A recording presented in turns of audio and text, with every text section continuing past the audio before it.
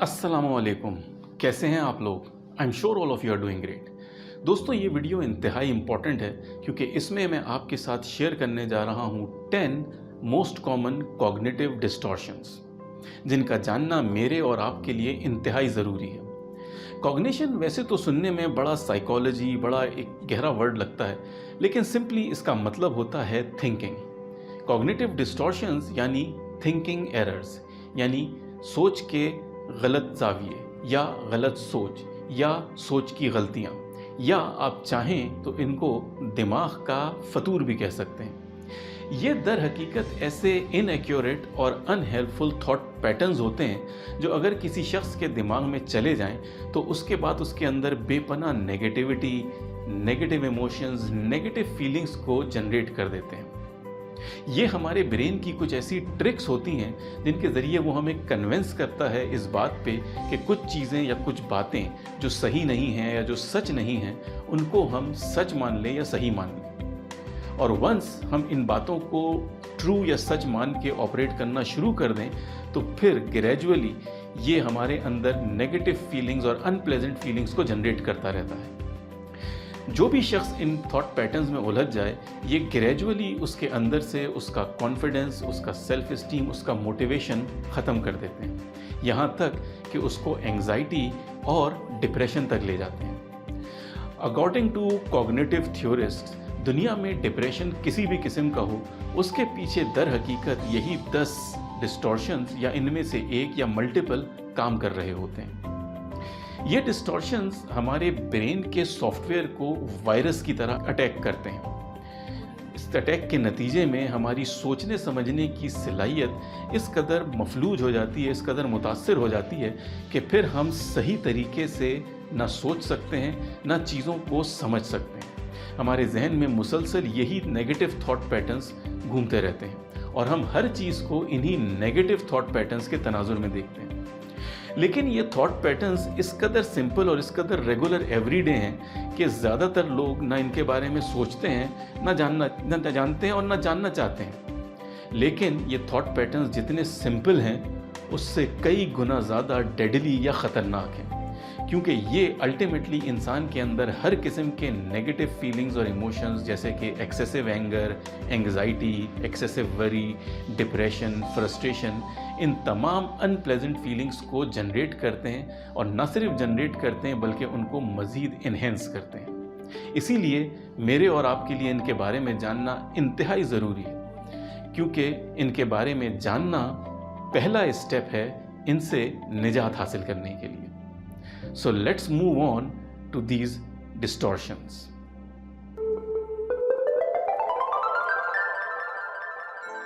All or nothing thinking, इसको हम black and white thinking भी कहते हैं या थिंकिंग एट एक्सट्रीम्स भी कहते हैं। इस एरर में ख़ास तौर पे परफॉर्मेंस को लेके लोग एक इंतहाई एक्सट्रीम रवैया अपना लेते हैं, यानी चीज़ें या तो बहुत अच्छी हैं और अगर बहुत अच्छी नहीं हैं तो फिर वो बहुत बुरी हैं। फॉर एग्ज़ाम्पल, कोई स्टूडेंट ये कहे कि अगर मेरा मैथमेटिक्स में A स्टार आ जाता है तो मैं कामयाब हूँ, लेकिन अगर मेरा B आ गया तो इसका मतलब है मैं फेलियर हूँ। इसी तरह कोई शख्स ये कहे कि अगर मैं एक स्पोर्ट में खेल रहा हूँ तो मेरी अगर फर्स्ट पोजीशन आती है तो मैं जीत गया हूँ, लेकिन अगर मैं सेकंड आ गया तो फिर ये फेल होने के बराबर ही है, मैं एक फेलियर हूँ। दिस इज़ कॉल्ड ऑल और नथिंग थिंकिंग। एक एग्जाम्पल इसकी ये भी है कि कोई शख्स डाइट प्लान पे हो और एक पिज़्ज़ा का बाइट ले ले और उसके बाद ये कहे कि बस अब तो मैंने एक पिज़्ज़ा का बाइट ले लिया, नतीजे में मेरी सारी डाइटिंग की एफर्ट ज़ीरो हो गई। ऐसे लोग पहली अटेम्प्ट में ही चीज़ को परफेक्टली करने के बारे में सोचते हैं, अदरवाइज़ कहते हैं कि इसका एफर्ट का कोई फ़ायदा ही नहीं है। ये थिंकिंग दर हकीकत एक परफेक्शनिस्ट अप्रोच को जाहिर करती है। लाइफ में चीज़ें रेयरली ब्लैक और वाइट होती हैं, ज़्यादातर चीज़ें इन शेड्स ऑफ ग्रे होती हैं। ओवर जनरलाइजेशन, इस डिस्टॉर्शन में करने वाला करता यह है कि वो कोई भी एक या दो दफ़ा होने वाले किसी इंस्टेंस को, किसी इवेंट को, किसी बात को लेके इस तरह परसीव करता है और इस तरह प्रेजेंट या कम्युनिकेट करने लगता है एज इफ कि वो हमेशा से होने वाला और हमेशा रहने वाली चीज़ या बात है। फॉर एग्जाम्पल, एक शख्स कहीं जा रहा था, उसको कहीं जल्दी पहुंचना था और अचानक उसे एक सिग्नल बंद मिलता है, तो वो कहे कि मुझे तो हमेशा सिग्नल बंद मिलता है। जो कीवर्ड इस किस्म की डिस्कशन या इस किस्म की बातों में इस्तेमाल होते हैं वो होते हैं ऑलवेज, नेवर, एवरीबडी, एवरीवन, हमेशा, कभी भी। जब भी आप इस किस्म के जुमले सुने, इसका मतलब है कि वहाँ ओवर जनरलाइजेशन हो रही है। बच्चे से कोई चीज़ गिर जाती है और उसे कहा जाए तुम हमेशा चीज़ गिरा देते हो। कोई शख्स एक दो दफ़ा गलतियाँ करे और आप कहें तुम हमेशा स्टूपिड बातें करते हो या स्टूपिड चीज़ें करते हो या हमेशा से गलती करते हो। हमेशा मेरे साथ ही ऐसा होता है, ये भी एक बड़ा कॉमन स्टेटमेंट है जो हम सुनते हैं। मेरे साथ तो कभी भी अच्छा नहीं होता। वो शख्स हमेशा मेरी मुखालफत करता है।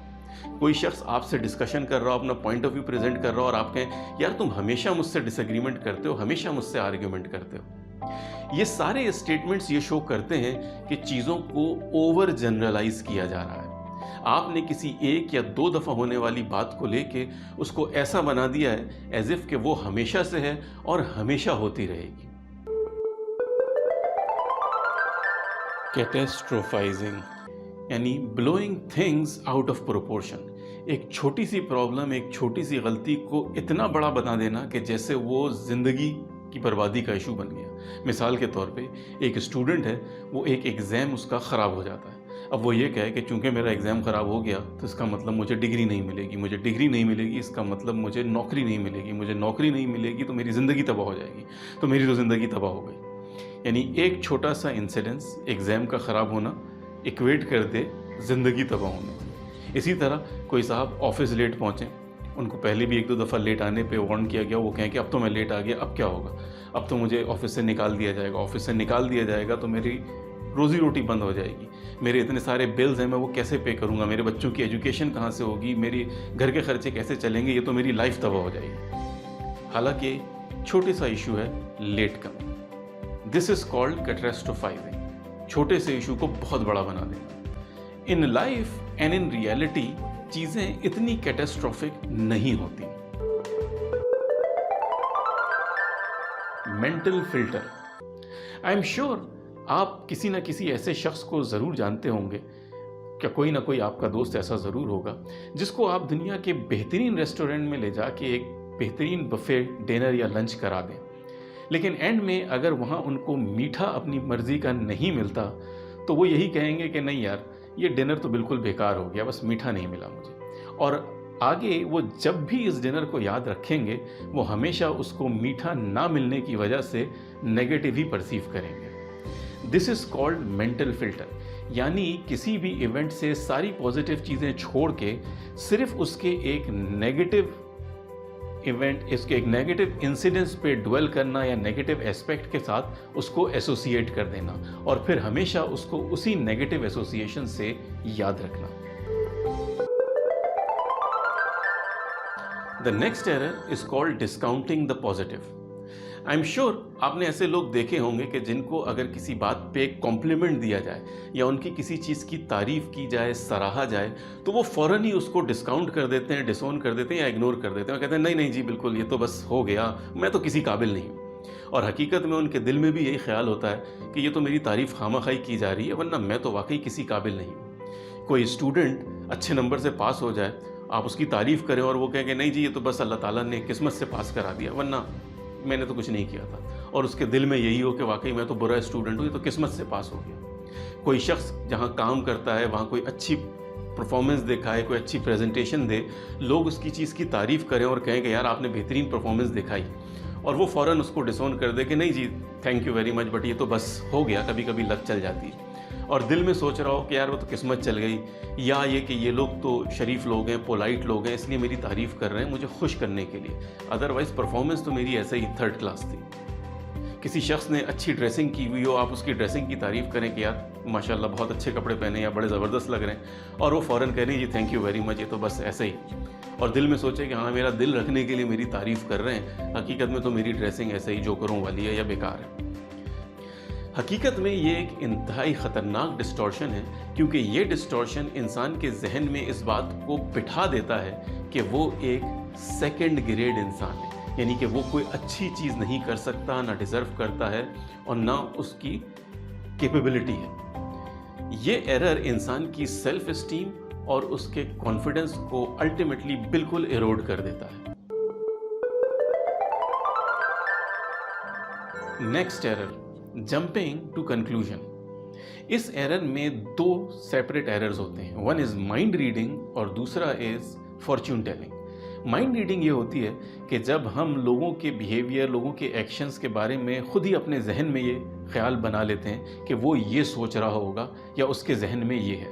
मिसाल के तौर पे आपने कोई बात कही किसी शख्स से और वो शख्स अभी खामोश है, उसने आपको जवाब नहीं दिया और आप कहें कि आप सोच रहे होंगे मैं कितना बेवकूफ़ हूँ। हकीकत में वो हो सकता है उस वक्त सिर्फ उस बात को प्रोसेस कर रहा हो। लेकिन इसी तरह कोई आपकी तारीफ़ कर दे और आप कहें ये तो उसने ऐसे ही तारीफ़ कर दी है, हकीकत में उसके दिमाग में मुझसे दुश्मनी चल रही है, ये तारीफ़ उसने इसलिए की है कि वो मुझसे ये चाहता है। सो आप ये अज्यूम करने लगते हैं या कोई भी शख्स ये अज्यूम करने लगता है कि लोगों के दिमाग में क्या है। दूसरा इसका कंपोनेंट है फॉर्च्यून टेलिंग। इसमें आप एक प्रॉफिट ऑफ द डूम बन जाते हैं, यानी चीज़ों का एक इंतहाई नेगेटिव आउटकम प्रिडिक्ट करने लगते हैं। अगर हमने ये काम किया ना तो देखना इसमें ये मुश्किल आएगी। अगर हम घर से बाहर निकले तो देखना मोबाइल छिन जाएगा। अगर बच्चा घर से बाहर गया ना खेलना तो देखना उसको बॉल लग जाएगी। अगर ये हुआ तो ऐसा हो जाएगा। सो आप चीज़ों का एक इंतहाई नेगेटिव एंड प्रिडिक्ट करना शुरू कर देते हैं। Emotional reasoning. इस एरर में करने वाला करता यह है कि अपनी इमोशन या फीलिंग्स को जो उस वक्त फील कर रहा हो उसको बेसिस समझता है रियलिटी का, यानी ये समझता है कि उसकी फीलिंग्स बिल्कुल एक्यूरेटली रियलिटी को प्रिडिक्ट कर रही हैं और उस बेस पे वो चीज़ों को डिफाइन करता है। मिसाल के तौर पे कोई शख्स किसी भी वजह से एंग्शियस फील कर रहा है और अचानक ये सोचे कि यार चूंकि मैं एंग्शियस फील कर रहा हूँ इसका मतलब है कोई गड़बड़ होने वाली है। किसी शख्स को किसी वजह से खौफ फील हो रहा है या डर फील हो रहा है और वो ये सोचे कि यार चूंकि मैं डर रहा हूँ या मुझे डर की फीलिंग आ रही है इसका मतलब है यहाँ पे कोई मसला होने वाला है। किसी शख्स को किसी बात पे या किसी चीज़ के शदीद गुस्सा आ रहा हो और वो ये सोचे कि चूंकि मुझे गुस्सा आ रहा है ना इसका मतलब है कुछ ना कुछ गलती हुई है यहाँ पे किसी से। सो आप अपनी फीलिंग्स को रियलिटी का मज़हर या एक रिफ्लेक्शन ऑफ रियलिटी समझने लगते हैं। कोई शख्स शेम फील कर रहा हो किसी भी वजह से और कहे कि यार चूंकि मुझे शेम या गिल्ट फील हो रहा है ना इसका मतलब है मैं ही जिम्मेदार हूँ इस चीज़ का। ये सारी चीज़ें इमोशनल रीजनिंग शो करती हैं। समटाइम्स इंसान से कोई गलती होती है, कोई भी चीज़ हो जाती है जिसकी वजह से थोड़ा सा स्टूपिड फील करता है और ऐसा शख्स ये सोचे कि चूंकि मैं स्टूपिड फील कर रहा हूँ ना इसका मतलब मैं बेसिकली एक स्टूपिड आदमी हूँ। ये इमोशनल रीजनिंग कहलाती है। Should statements. जब भी आप अपने आप को या किसी और को कुछ इस किस्म के स्टेटमेंट्स देते हुए पाएं जिनमें शुड का इस्तेमाल हो रहा हो, he should have said that, he should have done that, I should have done that, I should have said that, तो ये शुड स्टेटमेंट्स का डिस्टॉर्शन कहलाता है। ये डिस्टॉर्शन जब आप अपने लिए इस्तेमाल करते हैं, लाइक यू मेक स्टेटमेंट्स जैसे I should have done this earlier या मुझे ये कहना चाहिए था या मुझे वो करना चाहिए था, तो ये आपके अंदर गिल्ट को जन्म देता है। और जब ये शुड स्टेटमेंट्स आप दूसरों के लिए इस्तेमाल करते हैं कि जी उसको ये करना चाहिए था या उस वक्त ये हुआ तो उसे ऐसा कहना चाहिए था, इसका मतलब ये है कि लोग आपकी एक्सपेक्टेशंस पे पूरे नहीं उतर पा रहे या आपकी जो उनसे एक्सपेक्टेशन थी वो मीट नहीं हो पा रही। इन रियलिटी हो सकता है कि आपकी एक्सपेक्टेशन दूसरों के लिए और इवन अपने लिए भी अनरियलिस्टिक हो। लेबलिंग का डिस्टॉर्शन उस वक्त होता है जब आप लोगों को या अपने आप को किसी एक वर्ड से डिफाइन करना शुरू कर दें। जब भी आप लोगों को इस किस्म के स्टेटमेंट देते हुए सुने जैसे वो तो है ही ऐसा या मैं तो हूं ही ऐसा, इसका मतलब है कि आप लेबलिंग इस्तेमाल कर रहे हैं। He is a mess, he is a failure, I am worthless, ये सारी चीज़ें लेबलिंग इस्तेमाल करती हैं, जिसका मतलब ये होता है कि आप आइडेंटिटी के लेवल पे लोगों को ब्रांड कर रहे हैं किसी चीज़ की वजह से। एक शख्स से एक काम सही नहीं हुआ, उससे गलती हुई और आप उसको फ़ौरन ये लेबल कर दें तुम तो हो ही incompetent, you are an idiot. The reality is कि उससे एक काम गलत हुआ, लेकिन उस काम के गलत होने की वजह से हमने उसको लेबल कर दिया एज एन इडियट या एज इनकॉम्पिटेंट, या हमसे कोई गलती हुई, हम एक काम नहीं सही कर सके और हम अपने बारे में सोचने लगे कि यार मुझसे तो ये हो ही नहीं सकता, I am such a useless person. So this is called labelling error. Personalisation का मतलब ये है कि जब आप अपने आप को अनड्यू या अननेसेसरीली हर चीज़ का रिस्पॉन्सिबल समझने लगे या किसी भी चीज़ का रिस्पॉन्सिबल समझने लगे जो बेसिकली आपकी रिस्पॉन्सिबिलिटी शायद ना हो।